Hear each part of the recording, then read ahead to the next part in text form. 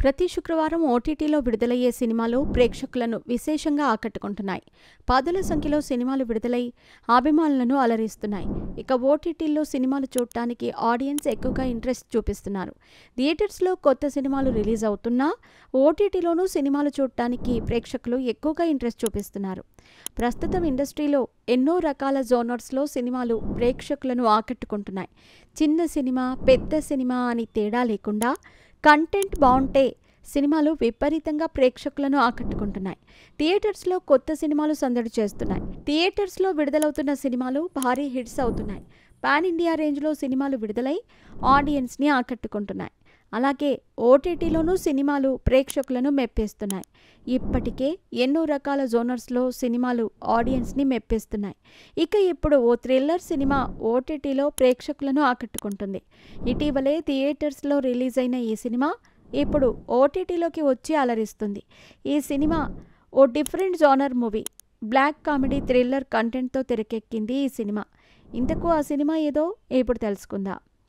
ఈ సినిమా మరేదో కాదు, బాలకృష్ణ హీరోయిన్ రాధికా ఆప్టే నటించిన సిస్టర్ మిడ్ నైట్.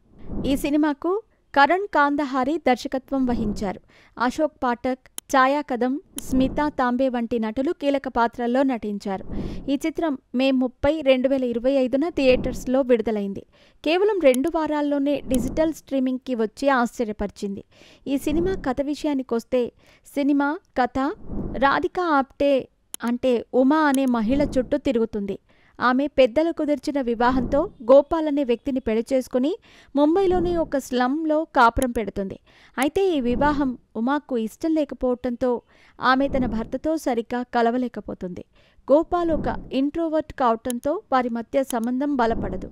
ఉమా లోపల ఒక విపరీతమైన కోరికను అణిచివేయలేక, దాని గురించి బయటకు చెప్పలేక మానసికంగా, శారీరకంగా అనారోగ్యం పాలవుతుంది. ఒకరోజు ధైర్యం చేసి గోపాల్తో సన్నిహితంగా గడుపుతుంది. అయితే మరుసటి రోజు ఉదయం గోపాల్ చనిపోయి ఉంటాడు. ఈ సంఘటన తర్వాత ఉమా జీవితం ఎలాంటి మలుపులు తిరిగింది, ఆమె ఒంటరి ప్రయాణం ఎలా సాగింది అనేది కథాంశం.